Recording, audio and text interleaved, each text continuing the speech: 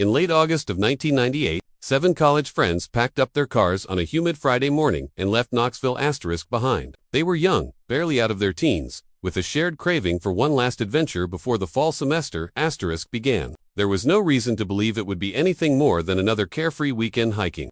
Campfires, maybe a few drinks under the stars. They were the kind of friends who recorded everything. One of them, Tyler Hayes, brought along his father's Sony Hi8 camcorder, a chunky silver thing that captured their laughter in the parking lot, their goodbyes to the city skyline, and the winding drive into Cherokee National Forest. The group was made up of 3 young men and 4 women. Tyler, 21, was the planner, steady, soft-spoken, the kind who double-checked maps before anyone else even asked. His best friend, Drew Callahan, 22, was the opposite, impulsive, confident, always behind the wheel. Drew's girlfriend, Katie Monroe, sat beside him, leaning out the passenger window, her auburn hair whipping in the wind as she filmed the caravan of cars following them. Behind them, Emily Ward, a journalism major known for her quiet curiosity, drove a small green Saturn. Her roommate, Brianna, rode shotgun, bright, funny, full of commentary that filled the tape with laughter. In the last car were 2 others. Jordan McCoy, the group's outdoors expert, tall and patient, and his girlfriend, Leela Parsons, who'd never been camping before but agreed to go because Jordan loved it. That afternoon, the footage showed them stopping at a gas station near Tellico Plains. They bought cheap snacks, ice, and a paper map back when cell service in the mountains barely existed. The camera caught their easy banter, Drew pretending to be a TV host, interviewing the others about their great Appalachian expedition. Everyone laughed. Even watching it decades later. It feels ordinary, the kind of moment that it could belong to anyone, the calm before something you never see coming. Their plan was simple. Take a Forest Service road to an old fire lookout tower that Jordan had read about on an online hiking forum. It wasn't marked on any official trail maps, but was rumored to still stand on a ridge called Black Hollow. Jordan thought it would be cool footage for the trip, something rustic, cinematic. The tape shows them arriving at a gravel pull-off late that afternoon. Behind the cars, the forest looked endless. Green shadows, whispering wind, and a faint smell of rain. They filmed as they unloaded their gear, sleeping bags, a small cooler, and a couple of tents. You can hear Katie asking if this was really the right spot. Jordan laughs and says, yeah, trailhead's right up there, pointing toward what looks more like an animal path than an official trail. The rest followed, joking that he was going to get them lost. By sunset, the group was about 3 miles deep, following the faint trail through thick underbrush. The footage turns shaky. As light fades, Leela can be heard saying she feels like they've been walking in circles. Tyler checks his compass, frowning, then says something about the reading being off *, maybe interference. They keep going. The next clip on the tape is from that night. A small campfire flickering, 7 friends sitting close together, their faces orange with firelight. Brianna's voice narrates jokingly. Night 1, Black Hollow, population US. It's warm, nostalgic, and ordinary, until you notice, just for a second, Tyler, glancing over his shoulder toward the tree line. According to their friends and family, they were supposed to return Sunday evening. None of them did. When Monday morning came and no one showed up for class or work, it didn't seem like an emergency. It was the end of summer. Maybe they decided to stay one more night. Or maybe car trouble. By Tuesday, parents started calling each other. Drew's mother couldn't reach his cell phone. Emily's roommate said her bed hadn't been slept in. By Wednesday, police were notified. Searchers arrived at the trailhead that same day. Both vehicles were still parked where they'd been left clean, undamaged, locked. Inside Drew's Jeep, investigators found maps, a disposable camera, and Katie's purse. In the trunk of Tyler's Honda, everything was neatly stacked, extra clothes, snacks, and a spare fuel canister. The group had clearly planned to hike in light, expecting to return. There were no signs of panic, no broken glass, no indication they'd left in a hurry. Rangers began retracing their possible routes, marking every trail and fire road within a 5-mile radius. The forest in that part of Cherokee is vast, dense canopies, uneven ridgelines, and narrow valleys where sound disappears. It's easy to get turned around. Even with GPS, modern hikers get lost there today. But in 1998, the terrain swallowed clues quickly. Search teams reported seeing faint traces of human movement. A piece of fabric snagged on a branch, what looked like boot prints near a creek bed. But rain came hard that weekend, washing away most evidence. Within 48 hours, even the scent *dogs lost track. Family members waited at the ranger station. Parents slept in their cars. Volunteers combed through undergrowth with sticks and flashlights. At one point, a tracker thought he heard a woman's voice echoing across the ridge. But when they called out, there was nothing. Over the following week, the search expanded outward. Helicopters flew overhead, scanning for campfires or reflective material. Nothing. The official report later described it as an immediate and total disappearance. The only item recovered in those early days came from a hiker 2 weeks later, a single, mud-caked hiking boot found near a creek roughly 4 miles from the cars. Investigators compared it to photos from tape and confirmed it belonged to Leela Parsons. It offered little explanation, only dread. By then, rumors had started circulating among locals that the area near the old fire lookout had long been closed, that something had happened there years earlier, though no one could say what. One ranger quietly told reporters the trail they likely followed didn't appear on any of their updated maps, as if it had been deliberately erased. Weeks passed. The official search wound down. Families refused to give up. Tyler's father printed missing posters. Emily's brother drove out every weekend with his own flashlight, walking until exhaustion forced him back. And then, almost 3 months after the group vanished, a park maintenance worker cleaning debris near a drainage culvert noticed something wedged between 2 rocks. A cracked, mud-covered Sony Hi8 camcorder. Its battery was long dead. The casing scratched, the lens shattered, but inside. Miraculously, the tape was still there. No one could have guessed at that moment what it contained. For investigators, it was the first tangible clue, the only possible witness left from that lost weekend. When they pressed play, weeks later, the laughter of 7 young friends filled the room, followed by something none of them could ever forget. And that was only the beginning. By the time the official search began, nearly a full week had passed since anyone had seen the 7 campers alive. Cherokee National Forest stretched for more than 500,000 acres, an ocean of hardwood and tangled ravines where even experienced rangers got turned around. Sheriff's deputies arrived before dawn, parking at the same gravel lot where the group's vehicles still sat untouched. The scene looked eerily ordinary. 2 cars coated in fine dust, side mirrors speckled with rain. No broken glass, no sign of panic. Their keys were missing, but every door was locked. It was as if the group had simply walked into the forest and never looked back. Within 24 hours, search operations were fully underway. Helicopters hovered low over the treetops, their rotors scattering mist. Tracking dogs were brought in from 3 counties over. Rangers set up temporary command posts near the trailhead, dividing the terrain into search grids. Maps of the surrounding ridges were taped to folding tables. Red markers, circling possible routes toward the old fire lookout tower, their presumed destination. By the 3rd day, over 200 volunteers had joined, forming lines across the undergrowth.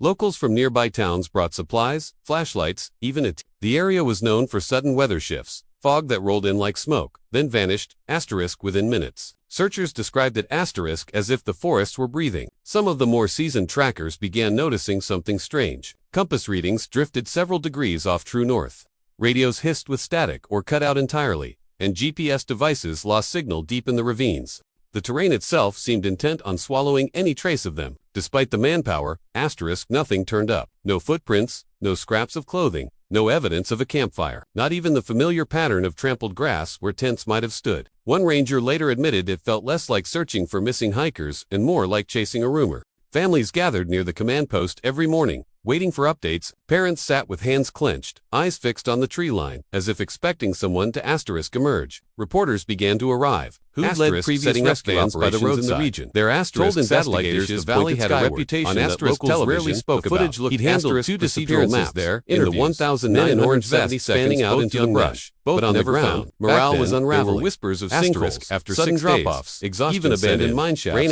fell for nearly 30 hours straight. Others blamed turning creeks into brown torrents. Magnetic anomalies known to struggle to maintain scent, but none of that explained when the rain finally stopped. Traveling together, the forest floor was scoured clean, without leaving a single clear trace. Had erased the path one behind night them. Near the end of the first week, a local tracker named Carl Whitmore was walking a grid alone near the upper ridge when he heard something he couldn't explain. He swore later that it sounded like laughter, distant, echoing across the hollow. Not one voice, but several, overlapping and fading in and out, almost playful. He called out, thinking maybe it was other volunteers nearby, but no one answered. When his radio flickered back to life, the nearest search team was over a mile away. The next morning, he refused to go back up that ridge. By the 10th day, the search radius had expanded nearly 20 miles. Helicopters with infrared cameras scanned for heat signatures long after sundown. but the forest remained dark and empty. Investigators began to accept that if the group had gotten lost, exposure would have claimed them within the first 72 hours. Yet the lack of any remains, no bones, no clothing, nothing felt unnatural.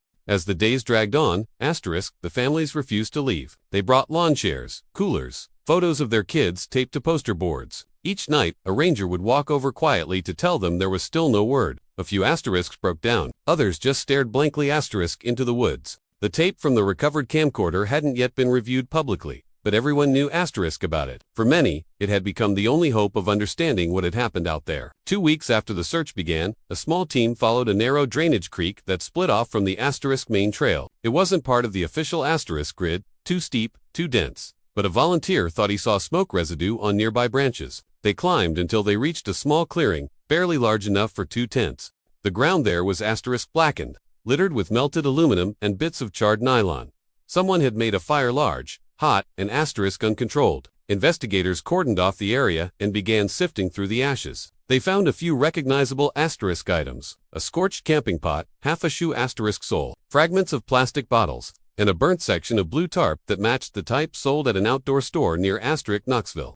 It was the first tangible evidence that the group had camped, but something about the site was wrong. No signs of footprints leading in or out, no cooking gear beyond what had melted in the fire, and no trace of human remains. The surrounding trees were unburned, suggesting the blaze hadn't spread naturally. It was as if the fire had been contained, built deliberately, then abandoned. Forensic teams analyzed soil samples, confirming traces of accelerants not typical of a normal campfire. The conclusion was inconclusive. It could have been used to start a wet fire in bad conditions, or to destroy evidence. Either way, it deepened the mystery. By then, the search had become more about recovery than rescue. Sheriff Mallory told the families privately that hope was fading. Yet even he admitted there was something about the site that didn't make sense. The forest floor around the burnt area was covered with a thin layer of ash and pine needles, as if it had been untouched for years. No animals had disturbed it. No wind had carried the soot away. It was frozen in time. When asked about it years later, one volunteer described standing there in silence,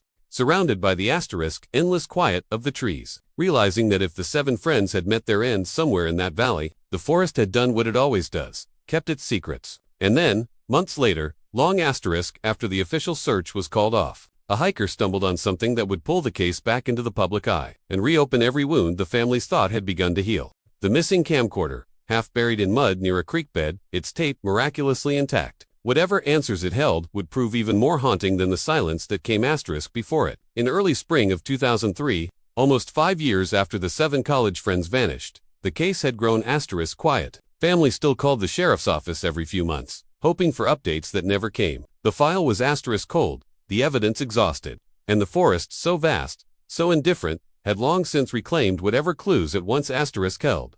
Then, one April morning, a lone hiker named Chris Delaney was following a narrow, seldom-used trail along a creek in the lower Cherokee foothills when something caught his eye. Half buried in silt, near a bend in the bank, was a shape that didn't belong there. Metallic, rectangular, and glinting faintly beneath the surface. He knelt down and pulled it free. It was a video camera. The casing was cracked, one side dented as if it had been dropped from a height. The strap was coated in mud, the lens shattered, and the battery compartment corroded. But inside, lodged securely in its chamber, was a high-8 tape intact, its label still legible. A UG98 trip. Delaney, unaware of its significance, brought it to the ranger station. Within 24 hours, the sheriff's office realized what it was. The serial number matched the missing group's camcorder. News spread quickly. For families who had spent years living in the shadow of uncertainty, it was the first tangible artifact since the day their children disappeared. The tape was sent to the Tennessee Bureau of Investigation for processing.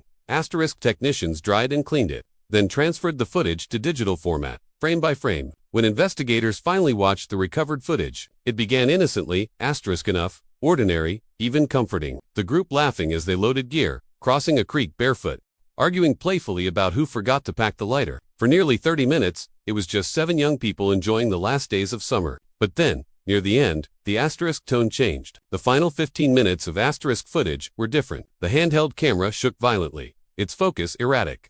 The screen went black several times as though the lens cap had been brushed or covered. When the image returned, it showed the beam of a flashlight darting through trees. Heavy breathing filled the audio. Someone whispered, "Hold on, stop, Stop. There was a faint metallic clanging in the background, rhythmic and distant, like asterisk chains striking hollow metal. Then, a single sentence, barely audible over the static, "Someone's out there." The next asterisk moments were chaos. The frame jolted as if the person holding the camera had started to run. Leaves and branches blurred past. A voice cried out, "Female," panicked, but the words were indecipherable. The footage cut again, returning briefly to a wide, unsteady shot of the forest. In the distance, the outline of the old lookout tower appeared through the trees. Its asterisk base was dark. The door at the bottom hung asterisk open. Then, the tape ended. For weeks, asterisk analysts replayed those final seconds, asterisk slowing them down, enhancing the audio. The footage was grainy, the light low, but they managed to stabilize several asterisk frames.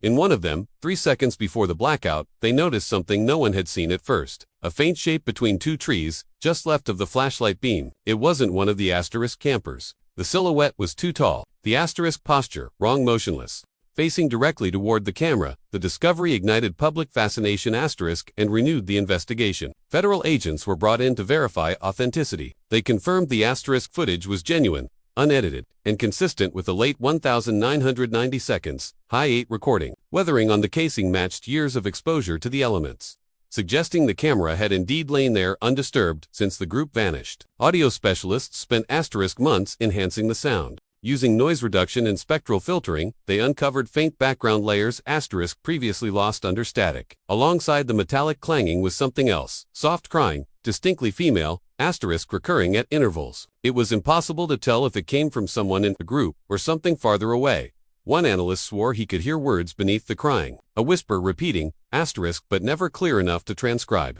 For law enforcement, the tape presented more questions than answers. Skeptics suggested it could have been staged students filming an horror short that asterisk went wrong, but the physical evidence asterisk contradicted that theory. The gear found at the burnt campsite matched what appeared on the footage, down to the same brand of tent poles and cooking pots. Moreover, the direction of sunlight and vegetation confirmed the time frame was accurate for late August.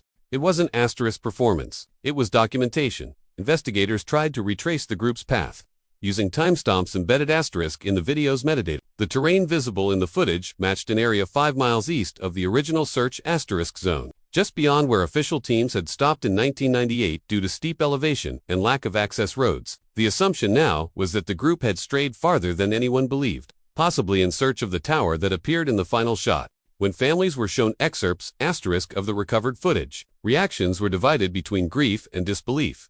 Some couldn't bear to watch past the asterisk laughter, freezing the frame where their loved ones still smiled at the camera. Others fixated on the final seconds. Asterisk convinced that if someone studied it long enough, the silhouette would reveal something, anything, to explain what asterisk happened. By late 2003, the tape was entered as Exhibit 47 inches, the reopened case file. Forensic analysts released their findings in a report that ran nearly 90 pages. The official asterisk conclusion described the footage as consistent with a spontaneous environmental emergency event or panic response in low visibility. Unofficially, agents admitted they didn't know what they were looking at. There was one final discovery. Buried in asterisk the appendix of that report. When technicians enhanced a video frame by frame, they found a brief half-second flicker, too short to notice in real time, immediately before the camera jerked asterisk downward. In that single frame, the light caught something reflective near the tower's base, like metal. Some thought it might be a piece of equipment, or an old sign. Others argued it looked more like an asterisk eye catching the beam. The footage ended asterisk there, black screen, silence. For years after, copies circulated quietly among investigators and documentary asterisk filmmakers, each trying to make sense of asterisk what was captured that night. Some swore, asterisk, the tape was cursed. That those who watched it alone claimed to hear the same faint crying when the room went still. But asterisk for the families. The only thing that mattered was what it proved, that their children had made it farther than anyone asterisk thought. But they had seen the tower, that their final moments, however terrifying, were real. And yet, even with all the analysis, the official investigation stalled once again. The forest remained unchanged, the tower still standing somewhere deep in the asterisk hollow. Its base open, its door forever asterisk swinging in the wind. 5 years after the asterisk tape surfaced, investigators would return to that location one last time. What they found buried beneath the roots asterisk near the tower would finally force them to confront what the footage had only hinted at and reopen a mystery that should have asterisk ended years before. By early 2004, nearly a year after the discovery of the lost high 8 tape, investigators decided to revisit asterisk, the forest. Technology had advanced asterisk since the original search, and the newly digitized footage had provided them with coordinates close enough to narrow down asterisk the area. The goal was simple. Find the old asterisk lookout tower. The forest had long since asterisk reclaimed most man-made structures, but somewhere within those ridges, the tower still stood, and perhaps, somewhere asterisk nearby, the answers waited. A joint task asterisk team from the Tennessee Bureau of Asterisk Investigation and the National Park Service hiked in during the last week of February. Snowmelt had left the trails asterisk slick and unstable. They relied on GPS asterisk markers and ground-penetrating radar to guide them through the steep valleys that had once defeated earlier searches. Asterisk, after nearly a day of climbing, they reached at the tower from the footage, rusted, skeletal, and silent. It rose from a clearing half swallowed by vines. The wooden steps had collapsed long ago, and the metal frame groaned faintly in the wind. The ground beneath was uneven, pocked with sinkholes and soft soil. Investigators set up cadaver dogs around asterisk the perimeter, hoping that even after all these years, traces of human remains might linger. Within an hour, the first dog alerted near the tower's base. Moments later, another did the same. The team marked the spots and began shallow excavation, careful and deliberate. By afternoon, they'd unearthed bones small, scattered, but unmistakably asterisk real. At first, relief swept through the asterisk group. After years of searching, they thought they'd finally found evidence of the 7. But that relief vanished as soon as the forensic anthropologists examined them. The bones weren't human. They belonged to deer, maybe raccoon. Animal remains, not people. The asterisk disappointment was palpable. The search continued for 3 more days, expanding outward in concentric circles. Metal detectors found fragments of rusted tools, nails, and old radio components asterisk buried in the dirt. One object, a dented asterisk ranger badge, confirmed the tower had once served as an official lookout post, but there was no sign of the campers.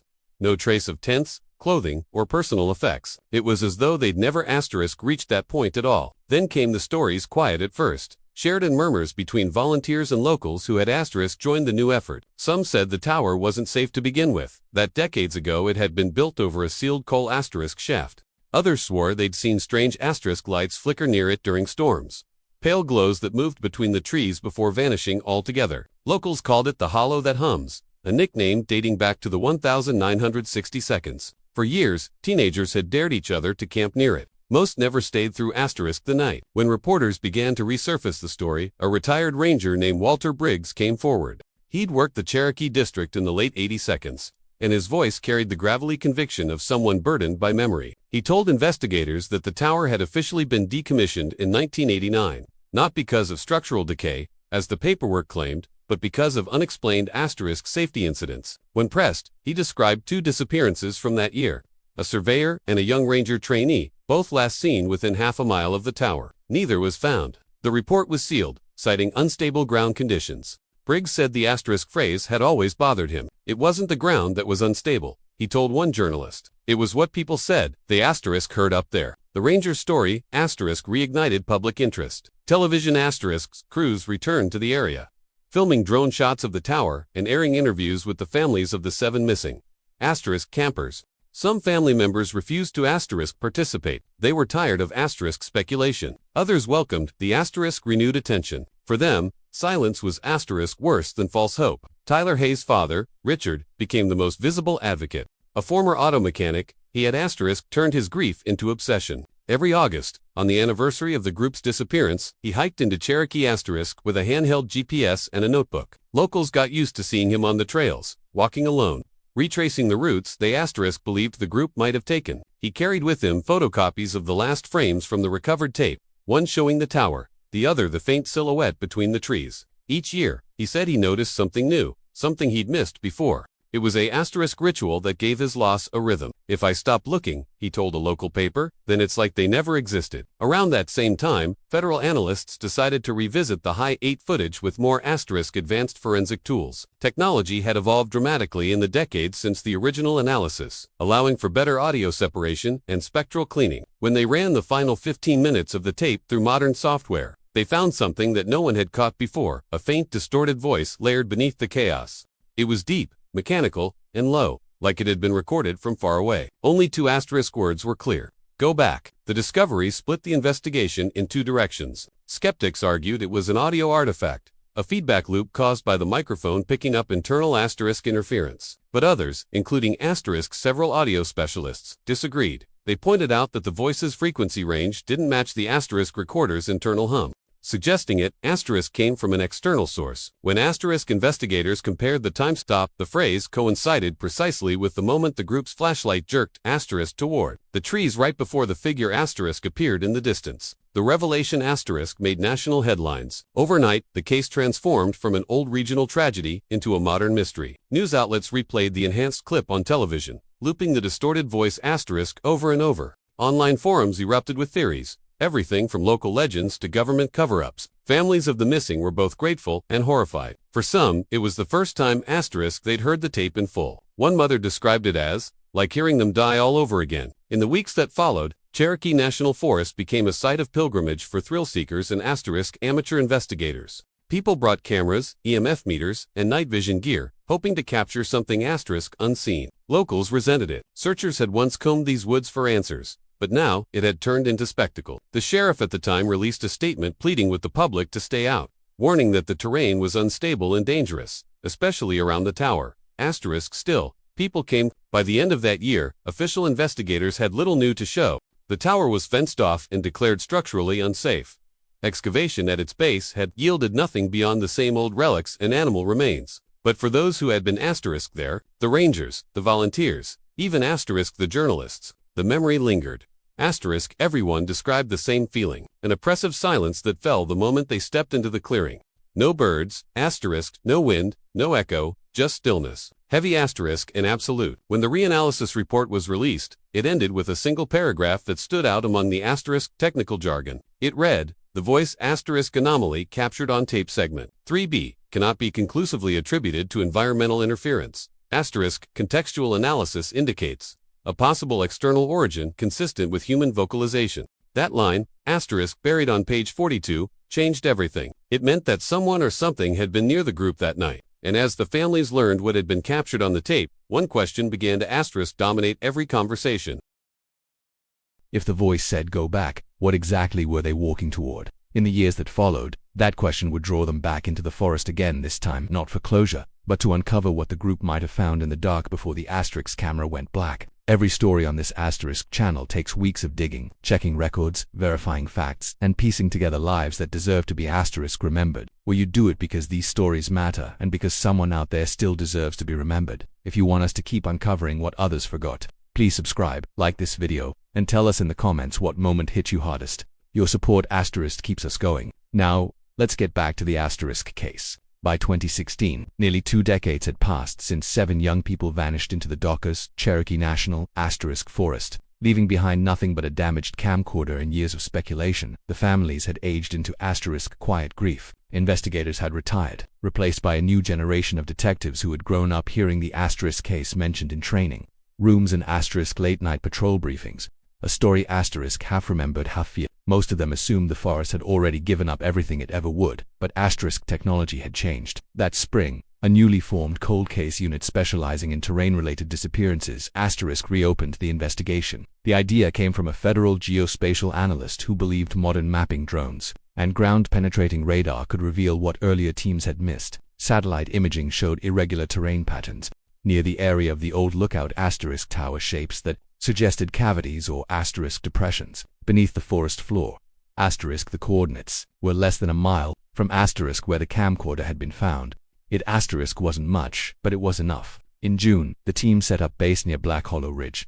The forest looked almost asterisk unchanged since PCK moss-covered roots snaked across the path, and the air was heavy with the same damp silence that had haunted earlier searchers. Drones were deployed, scanning the canopy and mapping thermal inconsistencies. One reading stood out: a circular depression barely visible from above, about 200 feet across, surrounded by collapsed soil and deadfall. When radar pulses were asterisk directed over it, they returned voids beneath the surface, empty space, extending downward at irregular depths. Asterisk a week later, excavation began. The first few feet revealed nothing but mud and rock, but at roughly 20 feet down, workers asterisk struck open air. They'd uncovered the mouth of what appeared to be an old mine vent or ventilation shaft, narrow, jagged, and descending at a steep angle.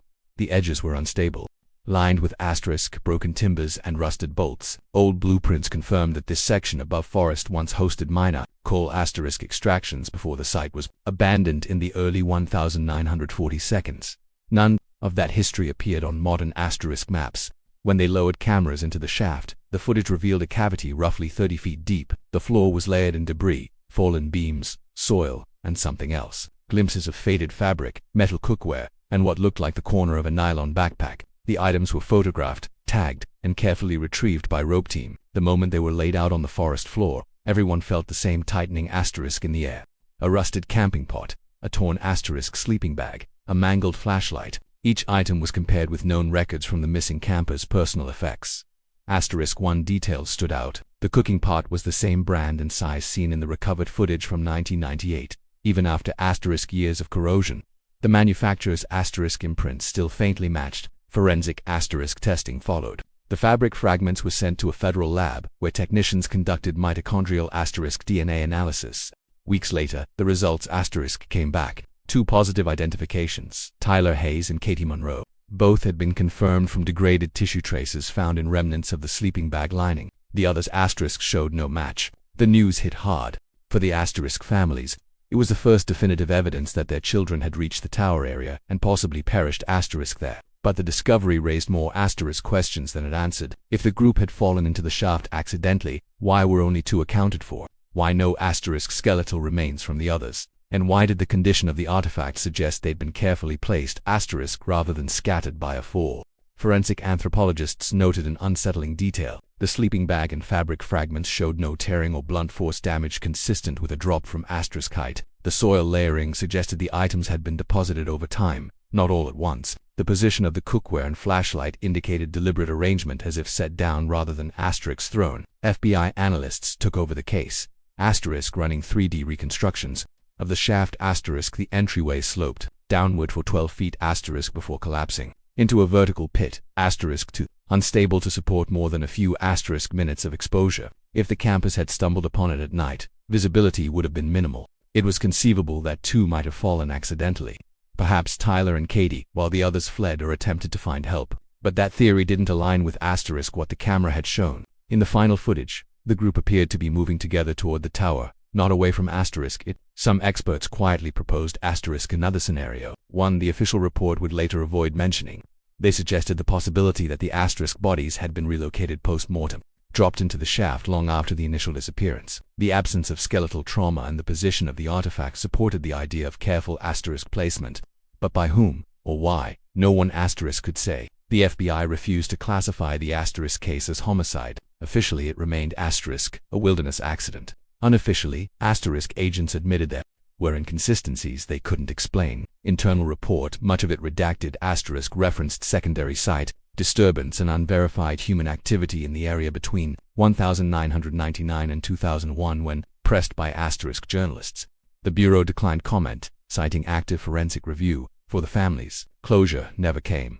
Instead, they received boxes labeled evidence returns containing the asterisk's recovered items. Tyler's father opened his alone in the garage, lifting out the rusted cooking pot, still flecked with asterisk forest soil. He stared at it for nearly an asterisk hour before covering it with a towel. For asterisk him, it wasn't proof of death.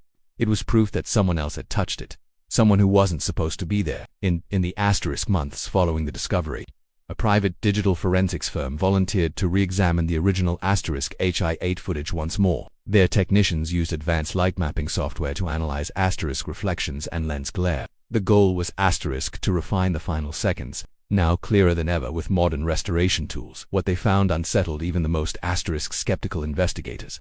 Just before the camera turns toward the tower in the 2 seconds when the group walks past the asterisk lens, laughing, unaware of what's behind them, a faint reflection appears in the corner of the frame. It's caught in the asterisk shine of the metal camcorder casing, visible only when the image is slowed to 1/20th speed. There, standing several feet asterisk behind the group, is a partial figure, the asterisk outline of a shoulder, the curve of a hat, the faint glint of something metallic on the chest. The proportions and clothing asterisk don't match any of the 7. Analysts compared the height and build to each known individual, and none aligned. Asterisk, whoever it was, stood still, facing the group as though watching them from behind the trees. When the restored clip was shown to the families, reactions were mixed. Some refused to believe it, insisting it was light distortion or camera flare. Others, like Tyler's father, said he'd always known someone else had been there. The federal report asterisk didn't mention the discovery. It wasn't admissible evidence, too inconclusive, too open to interpretation. But for those who'd been part of the investigation since the beginning, it was the confirmation of a fear they'd carried quietly for years. The forest hadn't just taken them. Something or someone had been with them when it happened. After the expedition ended, the site was resealed for safety. The pit was filled. The tower fenced off again. Officially, the case was closed pending further evidence. But among those who had descended into that hollow in 2016, few ever returned willingly. Every one of them described the same sensation, a heaviness that pressed against the air, as if the forest itself remembered. They said it wasn't just the silence that lingered. It was the feeling that something beneath their feet was still waiting to be found. And years later, when the case would resurface once more, it would begin not with a new body or artifact but with the rediscovery of something overlooked on that same tape. Something that would finally make investigators question whether those 7 friends had really been alone in those woods at all. By the early 2022, the disappearance of the 7 campers had faded from national headlines, but never from the small Tennessee towns that bordered the Cherokee National Forest. For the families, time hadn't dulled the wound, it had only made the silence harder to bear. When a streaming documentary producer contacted them about revisiting the case, most hesitated. Some had spent years trying to forget, others still, who hoped that new eyes might find something everyone else had missed. After all, the recovered high-8 footage, long locked away in evidence storage, had never been publicly shown in its entirety. The documentary, titled The Lost Weekend, GIGAG 7595 at delaeb.com, What the Forest Hid, premiered in late 2022. It reconstructed the timeline of the campers' final days and featured restored portions of the tape, newly stabilized and analyzed with modern imaging tools. For the first time, the public could see what investigators had glimpsed years earlier: the laughing group walking through the forest, unaware of the darkness, waiting just beyond the trees. Then came the blurred chaos of their last 15 minutes. The audience heard the faint metallic clanging, the frightened breathing, and the whisper, "Someone's out there." But it was the reflection brief and easily overlooked that held everyone's attention. During production, forensic analysts had revisited the footage frame by frame. Using advanced light mapping, they enhanced the reflection that appeared in the camcorder's casing, just before the tape ended. The outline that had once seemed like a trick of light was now unmistakable. It wasn't random glare or camera distortion. It was the figure of a man standing several feet behind the group, facing them directly. His clothing was distinct: dark green jacket, khaki trousers, and what appeared to be a ranger-style campaign hat. Archival experts compared the silhouette to uniform styles from every era of the U.S. Forest Service. What they found was unnerving.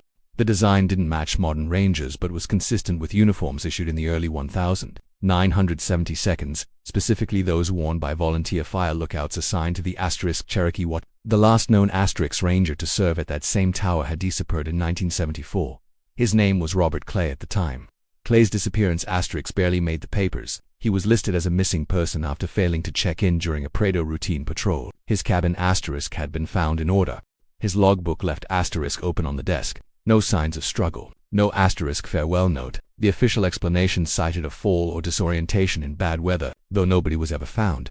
For decades, his files sat untouched in an archive box until researchers working on the documentary requested access. Inside was a stack of field notes, maps, and a final entry dated 2 days before he vanished. It read, "Heard the voices again tonight." It sounded like they were coming from below. The line was circled twice in red pencil, and beneath it, a single phrase had been added in different handwriting.